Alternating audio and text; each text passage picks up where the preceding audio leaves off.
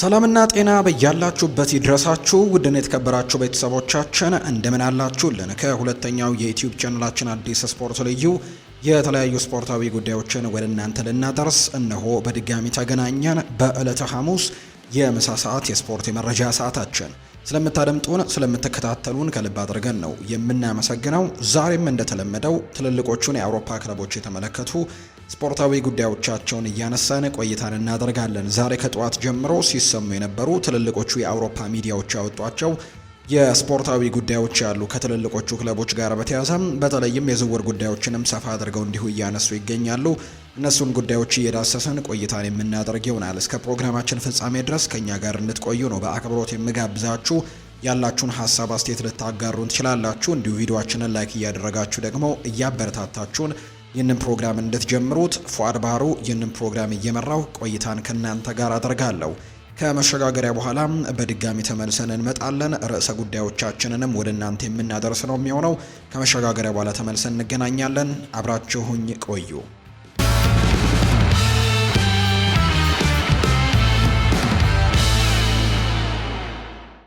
ወደ ቀዳሚው መረጃችን እናምራ።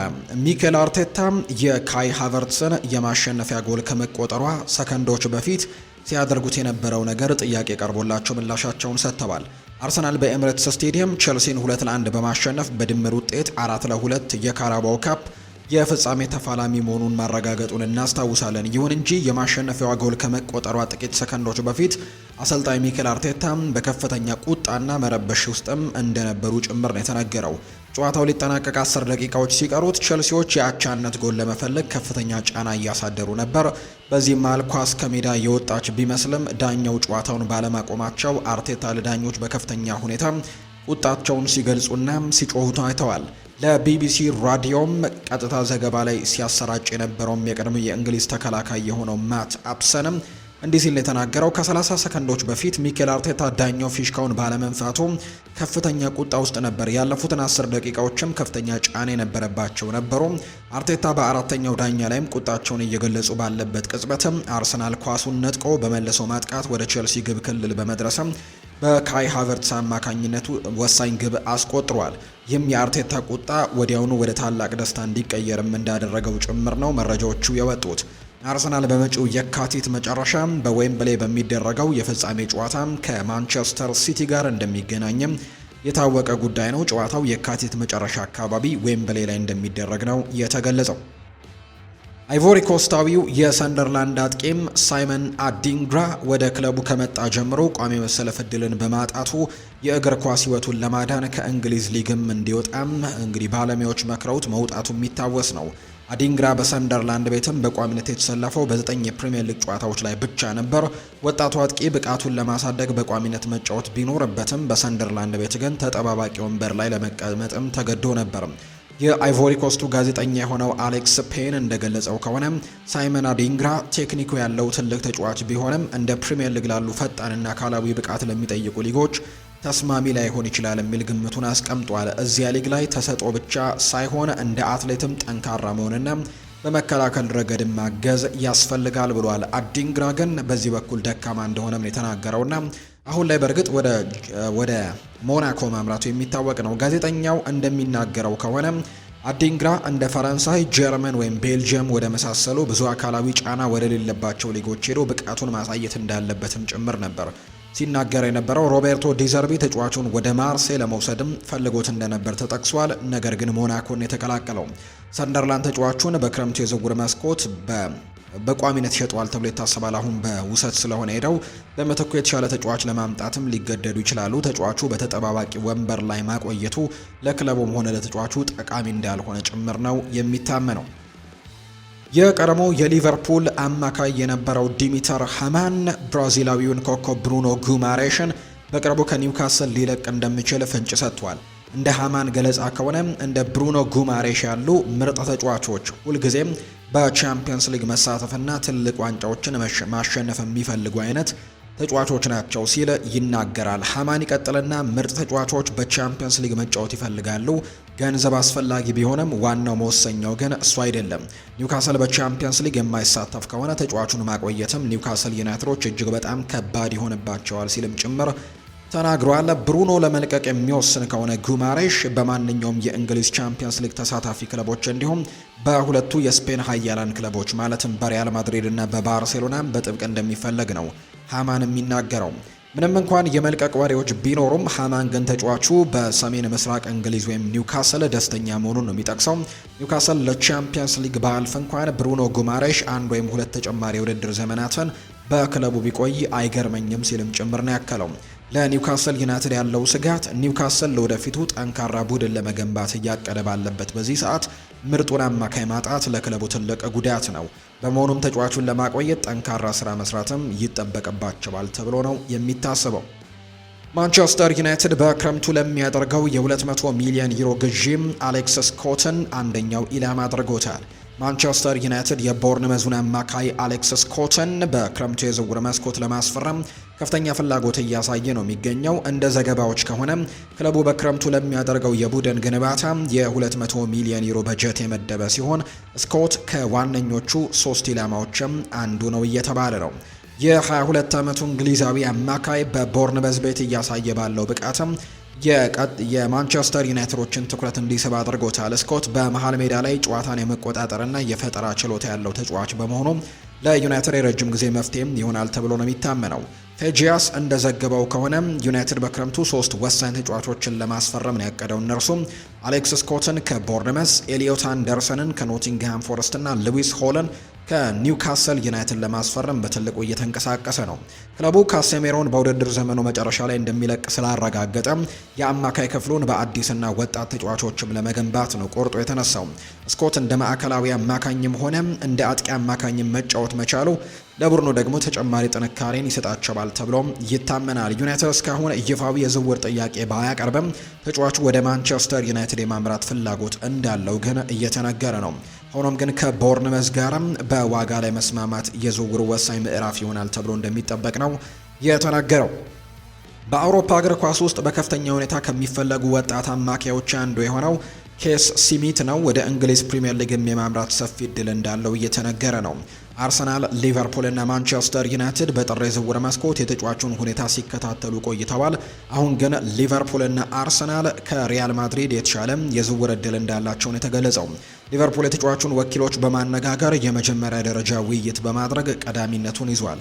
ክለቡ ተጫዋቹን ለወደፊቱ የአማካይ ክፍሉ ግንባታም እንደ ዋነኛ አካል ይመለከተዋል ተብሏል። አርሰናል ተጫዋቹን በረጅም ጊዜ እቅዳቸው ውስጥ ማካተውታል። በቅርብ የወጡ መረጃዎች እንደሚጠቁሙት አርሰናል ለ2026 ክረምት የዝውውር መስኮት የሚሆን ዝግጅት እያደረገ ነው።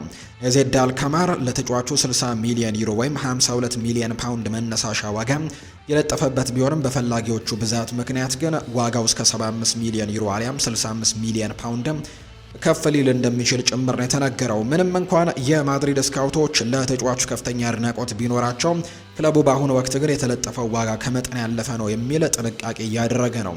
ይህ የገንዘብ አቅም ልዩነት ደግሞ ለእንግሊዝ ክለቦችም ትልቅ ብልጫ እንደሰጣቸው ጭምር የሚያሳዩ መረጃዎችን በትልቁ እየተመለከትን እንገኛለን። ሌላኛው የምናነሳው መረጃችንን ደግሞ ወደ እናንተ እናድርስ። ጄደን ሳንቾ ከአስተን ቪላና ከፕሪሚየር ሊጉ ለመልቀቅ እንደወሰነ እየተገለጸ ይገኛል። የእንግሊዛዊው አጥቂ የጄደን ሳንቾ በፕሪሚየር ሊግ ያለው ቆይታም ሊያበቃ እንደተቃረበ ነው መረጃዎች የወጡት። በአሁኑ ወቅት ከማንቸስተር ዩናይትድ በውሰት በአስተን ቪላ የሚገኘው ጄደን ሳንቾ በክረምቱ የውሰት ውሉ ሲያበቃም ወደ ጀርመን ቡንደስሊጋ ለመመለስ እቅድ እንዳለው ነው ይፋ የተደረገው። ሳንቾ ብቃቱን ለማነቃቃት ወደ አስተን ቪላ ቢያመራም ነገር ግን እዛም የተሳካ ጊዜን እያሳለፈ እንዳልሆነ ነው የሚታወቀው። ባደረጋቸው 22 ጨዋታዎችም ያስቆጠረው 1 ጎል ብቻ ነው። ይህም ደግሞ ከቀድሞ የዶርትሙንድ ብቃቱ እጅግ በጣም የራቀ እንደሆነ ነው የሚያሳየው። ምንም እንኳን አሰልጣኝ ኡናይ ኤምሪ ስለ ተጫዋቹ ስነ ምግባር በጎ አስተያየትን ቢሰጡም ሳንቾ ግን በቪላ ቤት ቋሚ ተሰላፊ መሆን እጅጉን ተስኖታል። በዚህም ምክንያት አስተን ቪላ የውሰት ውሉን ወደ ቋሚነት የመቀየር ፍላጎት በጭራሽ እንደሌለው ነው የሚነገረው። ተጫዋቹ በጀርመን በነበረው ቆይታ እጅግ ስኬታማና ውጤታማ እንደነበር የምናስታውሰው ነው። የቡንደስሊጋው ክፍትና ፈጣን አጨዋወት ደግሞ ለሳንቾ የፈጠራ ችሎታ ተስማሚ በመሆኑ ወደዚህ መመለሱ የእግር ኳስ ሕይወቱን ዳግም ለማነሳሳትም የተሻለ አማራጭ እንደሆነ ነው የሚታመንበት።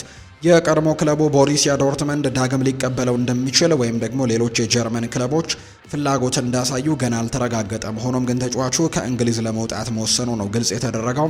ስለዚህ ምናልባት ወደ ጀርመን ቡንደስሊጋ አምርቶ ከዚህ በፊት የምናውቀውን አይነት ሳንቾን ለመሆን ጥረት እንደሚያደርግ ነው የተነገረው።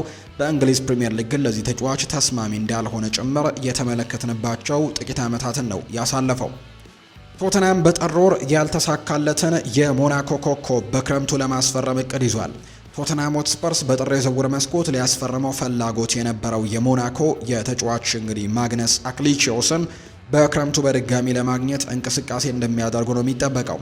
እንደ ቲም ቶክ ዘገባ ከሆነ ቶተናም በጥር ወር የ23 ዓመቱን አማካይ ለማስፈረም ጥረት ቢያደርግም ዝውውሩ ግን ሳይሳካ ቀርቶ ተጫዋቹ በሞናኮ እንዲቆይም ተደርጓል። ማግነስ አክሊቺዮስ በፍሬንች ሊጓንም በቴክኒክ ብቃቱ ከሚደነቁ አጥቂዎች መካከል በ28 ጨዋታዎችም 4 ግቦችን አስቆጥሮ 5 ለግብ የሆኑ ኳሶችንም አመቻችቶ አቀብሏል። በጥር ወር ዝውውሩ ያልተከናወነው ቶተንሃም ሌሎች ቦታዎችንም ቅድሚያ በመስጠቱ ነው። ክለቡ ኮነር ጋላገርንና የብራዚላዊውን ተጫዋችም ሱዛንም እንዲሁ በማስፈረም ላይ አተኩሮ ነበር። ክለቡ አሁንም ቢሆን ተጫዋቹን ከአይኑ እንግዲህ እየተከታተለው ይገኛል። ይሁን እንጂ በክረምቱ ወቅትም እንደ ጄምስ ማዲሰን እና ዲያና ኩሊሴቭስኪም ጨምሮ ደግሞ ያሉ ተጫዋቾች ከጉዳት የሚመለሱ በመሆኑ አክሊቺዮስ የክለቡ ቀዳሚ ምርጫ መሆን አለመሆኑ ገና የሚታይ ጉዳይ እንደሆነ ነው መረጃዎቹ የወጡት። ሊቨርፑል፣ ማንቸስተር ዩናይትድ እና ሪያል ማድሪድ 80 ሚሊዮን ፓውንዱን አማካይ ለማስፈረም እየተፋለሙ ነው። እንደ ሚረር ዘገባ ከሆነም ሊቨርፑል በክረምቱ የዝውውር መስኮት የክሪስታል ፓላሱን አማካይ አደም ዋርተንን ለማስፈረም በሚደረገው ፉክክር ውስጥ በይፋ ተቀላቅሏል። የ21 ዓመቱ እንግሊዛዊ አማካይ በሴልኸርስት ፓርክ ባሳየው ድንቅ ብቃትም የበርካታ ታላላቅ ክለቦችን ትኩረት እየሳበ እንደሚገኝ ነው መረጃዎች የወጡት። ሊቨርፑል፣ ማንቸስተር ዩናይትድ እና ሪያል ማድሪድ ተጫዋቹን በከፍተኛ ሁኔታ እየተከታተሉት ነው። በተለይ ግን ማንቸስተር ዩናይትድ ካሴሜሮ በውድድር ዘመኑ መጨረሻ ክለቡን እንደሚለቅ መታወቁ አደም ዋርተንን እንደ ዋነኛ ተተኪ አድርገው ይመለከቱታል። እንደ ኤብሪቼ ኢዜና ማርክ ጉሂ ያሉ ቁልፍ ተጫዋቾችን ክለቡን መልቀቃቸውም እንዲሁም አሰልጣኝ ኦሊቨር ግላስነርም አዲስ ውል እንደማይፈረሙ ማስታወቃቸው አደም ዋርተን ክለቡን እንዲለቅም ግፊት ሊያደርግበት እንደሚችል ጭምር ነው የተነገረው። አደም ዋርተን ኳስን ወደፊት በማንሸራሸር የጨዋታውን ፍጥነት የመቆጣጠርና በመሃል ሜዳ ላይ መረጋጋትን በመፍጠር ረገድም ልዩ ችሎታ ካላቸው ተጫዋቾች መካከል አንደኛው ነው። ሊቨርፑል በወጣቶች ላይ ኢንቨስት ማድረግን ቅድሚያ የሚሰጠው ተግባሩ አድርጎታል። ምንም እንኳን ክለቡ እንደ ዶሚኒክ ሶቦስላይ እና ማካሊስተር ያሉ አማካዮች ቢኖሩትም አደም ዋርተንን ማስፈረም ለቡድኑ ተጨማሪ ጥራትን እንደሚሰጣቸው ግን ጠንቅቀው ያውቃሉ።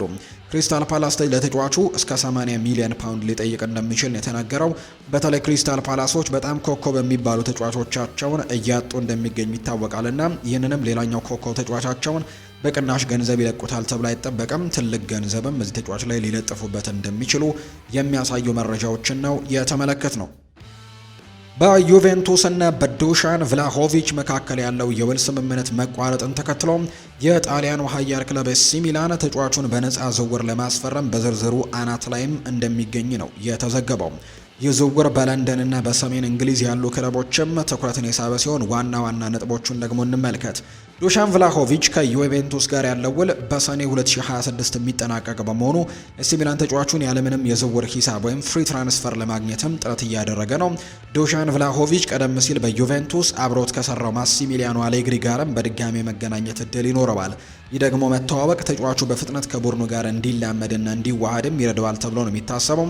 ኤሲ ሚላን ተጫዋቹን ማስፈረም ቢፈልግም የዱሻን ቭላሆቪች ወኪል የሚጠይቀው 20 ሚሊዮን ዩሮ ኮሚሽን እና ተጫዋቹ በአመት የሚከፈለው 12 ሚሊዮን ዩሮ ደሞዝ ደግሞ ለክለቡ ትልቅ የፋይናንስ እንቅፋት ይሆንበታል ነው የተባለው። በሁለቱም የእንግሊዝ ክለቦች ስለ ተጫዋቹ የደሞዝ ፍላጎትም መጠይቅ አድርገውለት ነበር። ዱሻን ቭላሆቪች በአሁኑ ወቅት በዩቬንቱስ በሳምንት 350 ሺህ ፓውንድ ወይም ደግሞ 12 ሚሊዮን ዩሮ በአመትም እንደሚከፈለው ነው የሚነገረው። ወደ እንግሊዝ ለመምጣት ተመሳሳይ ወይም የተሻለ ክፍያን እንደሚፈልግ ነው የሚጠበቀው። በገንዘብ አቅም ረገድ ቼልሲና ኒውካስል ዩናይትድ ከኤሲ ሚላን የተሻለ አቋም ላይ ቢገኙም ተጫዋቹ ግን በለመደው የጣሊያን ሴሪኤ መቆየትን ሊመርጥ እንደሚችል ነው ፍንጭ እየተሰጠ የሚገኘው። ኒውካስል ዩናይትድ ጣሊያናዊውን አማካይ ሳንድሮ ቶናሊን ለሚፈልጉ ክለቦች እጅግ ከፍተኛ የሆነ የዝውውር ዋጋ በመለጠፍ በክረምቱ ለሚመጣው የዝውውር ፉክክር ዝግጁ መሆኑን እያሳየ ነው። ክለቡ በተለይም በለንደን ክለቦች አርሰናል እና ቼልሲ በኩል የሚመጣውን ማንኛውንም ጥያቄ ለማስተናገድ እጅግ ፈታኝ የሆነ መስፈርትን ነው ያስቀመጡት። በጥር ወር የዝውውር መስኮት የመጨረሻ ቀናት ላይ አርሰናል ተጫዋቹን ለማስፈረም የመጀመሪያ ደረጃ ጥናት ማድረጉን የሚገልጹ ወሬዎች ቢወጡም ኒውካስል ግን ተጫዋቹን በውድድር ዘመኑ አጋማሽ በፍጹም የማይሸጥ መሆኑን በመግለጽም ወሬውን ውድቅ አድርገውት ነበር። ይሁን እንጂ የሰሜን ለንደኑ ክለብ አሁንም ተጫዋቹን የማግኘት ፍላጎት እንዳለውና አሰልጣኝ ሚኬል አርቴታ ሳንድሮ ቶናሊን ከዴክላን ራይስ ጋር የማጣመር በመሃል ሜዳ ላይም ጠንካራ ጥምረትን የመፍጠርም ህልም እንዳላቸው ነው የሚነገረው። ቸልሲም ቢሆን የአማካይ ክፍሉን መልሶ ለመገንባት በሚያደርገው ጥረት ቶናሊን እንደ አንዱ አማራጭ አድርገው ይዘውታል። ኒውካስል ዩናይትድ ተጫዋቹን የመሸጥ ምንም አይነት ፍላጎት የሌለው ቢሆንም በክረምቱ ዝውውሩን ለማጠናቀቅም ወይም ለመጠየቅም ለሚመጡ ክለቦች ግን ቢያንስ 100 ሚሊዮን ፓውንድ እንደሚፈልግም በይፋ አስታውቋል። ይህ ዋጋ ተጫዋቹ ለቡድኑ ያለውን ከፍተኛ ፋይዳ እንደሚያሳይ ከመሆኑም በላይ ፈላጊ ክለቦቹ በቀላሉ ዝውውሩን እንዳይጀምሩም ለማስጠንቀቅ የታሰበ ነው። ተጫዋቹ ከክለቡ እስከ 2029 የሚያቆይ ረጅም ውል ያለው መሆኑ ደግሞ ኒውካስል በድርድር ወቅት ሙሉ ብልጫ እንዲኖረውም አስችሎታል። ምንም እንኳን ተጫዋቹ ከዚህ ቀደም በውርርድ ምክንያትም እገዳ ተጥሎበት በነበረበት ወቅት ክለቡ ላደረገለት ድጋፍ ትልቅ ታማኝነት ቢኖረውም አሁንም በቻምፒየንስ ሊግ ደረጃ የመወዳደርና ለዋንጫዎች የመፎካከር ከፍተኛ ፍላጎት እንዳለው ነው በርካታ ዘገባዎች መረጃዎቻቸውን እያወጡም የሚገኙት። ስለዚህም ደግሞ ይህ በክረምት ወቅትም የሚቀርቡለትን ጥያቄዎች በቁም ነገር ሊመለከት እንደሚችል ግምቶች እየፈጠሩ ይገኛሉ። ምናልባት ኒውካስል ዩናይትድ በሚቀጥለው የውድድር ዓመት በአውሮፓ ቻምፒየንስ ሊግ የሚያሳትፈውን ቦታ ማግኘት የማይችል ከሆነ ሳንድሮ ቶናሊን ጨምሮ ሌሎችም ትልልቅ ኮከቦቻቸውን ሊያጡ ይችላሉ። ነገር ግን ሳንድሮ ቶናሊ ደግሞ በእንግሊዝ በተለይ ትልልቆቹ የሚባሉ ክለቦችና በአውሮፓ ቻምፒየንስ ሊግም ትልቅ ተሳትፎን ማድረግ የሚችሉ እስከ ዋንጫው መወዳደር የሚችሉ ክለቦችም ለማስፈረም ፍላጎት እንዳላቸው እየተነገረ ከመሆኑ ጋር በተያያዘ እነሱን ለመቀላቀል ምናልባት ክፍት ሊሆን እንደሚችል የሚያሳዩ ዘገባዎች እየወጡ ነው። ስለዚህ የሳንድሮ ቶናሊና የኒውካስል ዩናይትድ ጉዳይ ምናልባት ይሄ የሚመጣው ክረምት ትልቅ የዝውውር ጉዳይ ሊሆን እንደሚችል የሚያሳዩ መረጃዎችን ነው የተመለከት ነው። ከሊቨርፑል በውሰት ለአስተን ቪላ እየተጫወተ የሚገኘው ሃርቪ ኤሊየት ከአሜሪካ ሜጀር ሊግ ሶከር የቀረበለትን ጥያቄ ውድቅ በማድረግ በቪላ ፓርክ ለመቆየት መወሰኑ ተዘግቧል። የ22 ዓመቱ አማካይ በአስተን ቪላ ያለው ቆይታ ካለፈው መስከረም ወር ጀምሮ እጅግ ውስብስብ እየሆነ መጥቷል።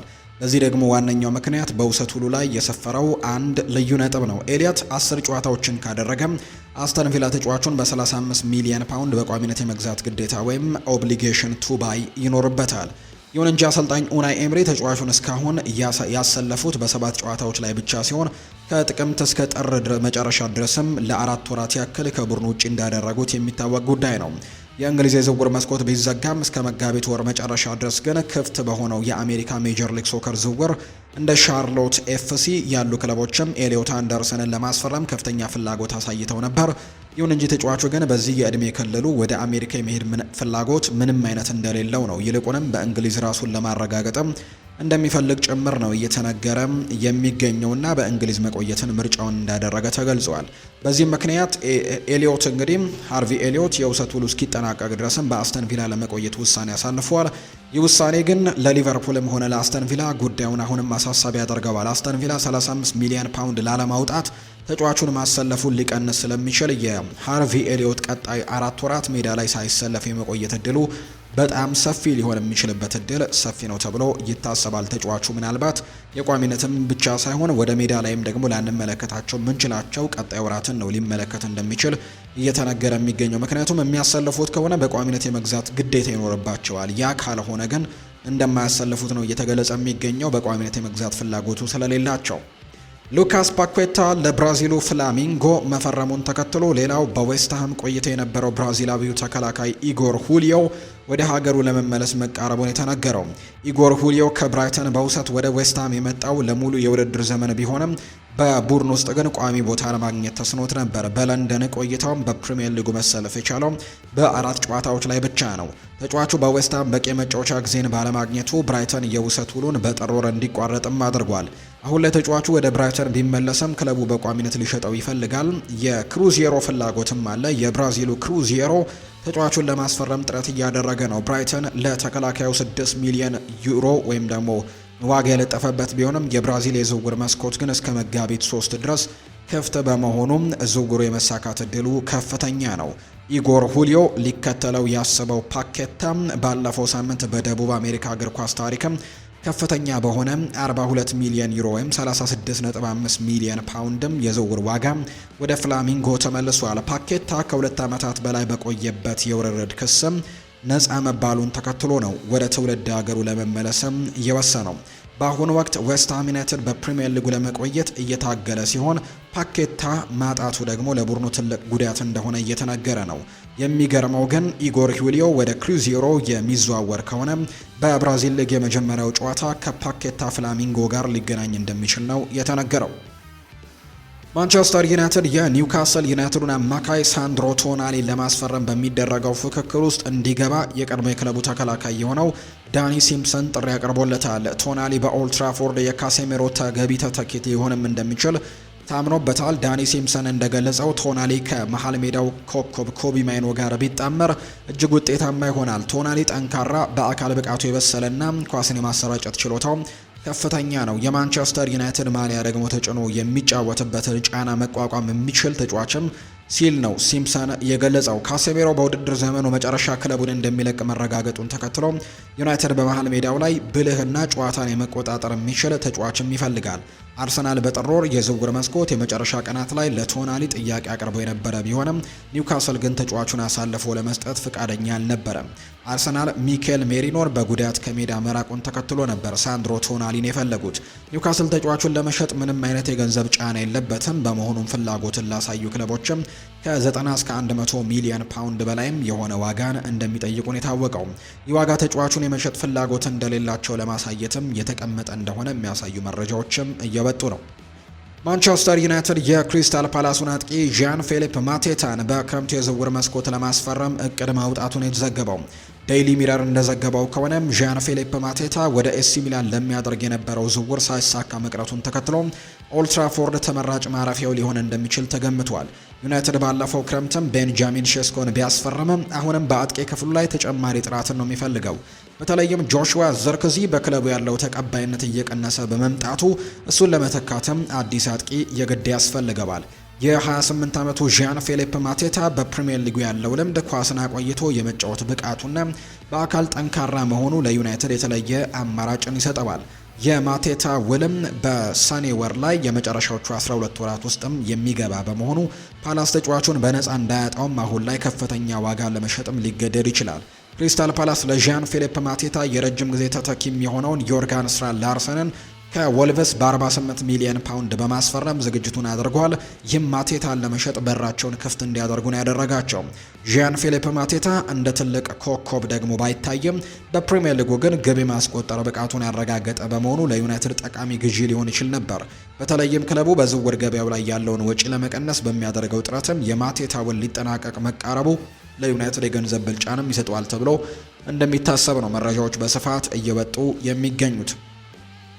የቶትናም ሆትስፐርስ የቴክኒክ ዳይሬክተር ዮሃን ላንግ ክለቡ በጥር የዝውውር መስኮት በቂ ተጫዋቾችን አላስፈረመም በሚል ከደጋፊዎች ለቀረበባቸው ትችት ምላሽ ሰጥተዋል። ዳይሬክተሩ በክረምቱ የዝውውር መስኮት ክለቡ ትልቅ ግዢዎችን እንዲፈጽምም ቃል ገብተዋል። ዮሃን ላንግ እንደገለጹት ከሆነም ክለቡ ለክረምቱ የዝውውር መስኮት ግልጽ እቅድ አውጥቷል። ወደ ክረምቱ የምንገባውም የትልቅ ምኞትም ወይም አምቢሽን ይዘን ነው። የትኞቹ ቦታዎች ላይ ምን አይነት ብቃትም ያላቸው ተጫዋቾች እንደሚያስፈልጉን ግልጽ የሆነ ምስል አለን ሲሉ ጭምር ይናገራሉ። ቶትናም በጥር ወር ኮነር ጋላገርንና ሱዛን ቢያስፈርምም በአጥቂ ክፍሉ ላይ ግን ምንም አይነት አዲስ ተጫዋቾችን አላመጣም። በተለይም ብዙ አጥቂዎች በጉዳት ላይ ባሉበት በዚህ ሰዓት ዝምታን መምረጡ ደጋፊዎችን አስቆጥቶ ነበር። ክለቡ በቀጣዩ የውድድር ዘመን በከፍተኛ ደረጃ ለመወዳደር በሚከተሉት ቦታዎች ላይ ማጠናከሪያዎች እንደሚያስፈልገው ነው የተጠቀሰው። ሌላኛው ጥራት ያለው አጥቂ ነው። ግብ ማስቆጠር ረገድ ያለውን ድክመት ለመቅረፍም ጥራት ያላቸው አጥቂዎች ያስፈልጋቸዋል። ሌላኛው ፈጣን የክንፍ መስመር ተጫዋች ወይም ዊንገር ነው። ለቡድኑ ተጨማሪ የፈጠራ አቅምን ለመስጠትም ያስፈልጋል ተብሎ ይታሰባል። ተከላካይ አማካይ ሌላኛው ቦታ ነው። የመሃል ሜዳውን ሚዛን ለመጠበቅም ያስፈልጋቸዋል። ሌላኛው ተከላካይ አማካይ ነው። በተለይም ደግሞ ተጫዋቾች የሚለቁ ከሆነ በመሃል ተከላካይ ላይም ተጫዋች ያስፈልጋቸዋል። ለምሳሌ ያክል ራዱ ድራጉሲን የሚለቅበት እድል ሰፊ ነው። ቶተናም ባለፈው የውድድር ዘመን የዩኤፋ ዩሮፓ ሊግን አሸናፊ የነበረ ቢሆንም የዘንድሮው የውድድር ዘመን ግን ተስፋ አስቆራጭ ሆኖበታል። በፕሪሚየር ሊጉ በአሁኑ ወቅት በደረጃ ሰንጠረዡ ከመሃል በታች ነው የሚገኝ ወይም ከወገቡ በታች የሚገኝ ሲሆን የዳይሬክተሩ መግለጫዎች ደግሞ ደጋፊዎች በክረምቱ ለሚደረገው የቡድን ግንባታ ተስፋ እንዲሰንቁ እንዳደረጋቸው ጭምር የሚያሳዩ መረጃዎች ናቸው እየወጡ የሚገኙትና በቅርቡ ተጫዋቾችን ለማስፈረምም ጥረት ሊያደርጉ እንደሚችሉ ጭምር ይነገራል። ክሪስቲያን ሮሜሮም በጥር ተጫዋቾች የዝውውር መስኮት ተጫዋቾችን ባለማምጣታቸው እጅግ ተበሳጭቶ እንደነበር ጭምር የምናስታውሰው ጉዳይ ነው። በኒውካስል ዩናይትድ ቤት ከሰማናቸው መረጃዎች መካከል አንደኛው እንደሆነ የምናውቀው ጉዳይ ነው። ውድን የተከበራችሁ ቤተሰቦቻችን ከሁለተኛው የዩቲዩብ ቻናላችን አዲስ ስፖርት ልዩ ለዛሬ ያዝንላችሁ ስፖርታዊ ጉዳዮቻችን እነዚህን ይመስሉ ነበር። ስለደመጣችሁን፣ ስለተከታተላችሁን፣ ቆይታችሁን ከኛ ጋርም ስላደረጋችሁ እጅጉን ከልብ አድርገን እናመሰግናለን። ፉአድ ባህሩ የዛሬውን ፕሮግራም እየመራው ከእናንተ ጋር ቆይታን አድርጌያለሁ። በቀጣይ ፕሮግራሞቻችን ሌሎች ስፖርታዊ ጉዳዮችን፣ ሌሎች አዳዲስ መረጃዎችን አካተን በድጋሚ ተመልሰን የምንገናኝ ይሆናል። ለዛሬ ግን ስላደመጣችሁኝ ከልብ አድርጌ ያመሰገንኩኝ። መልካም ጊዜ እንዲሆንላችሁ ነው በአክብሮት የምመኘው።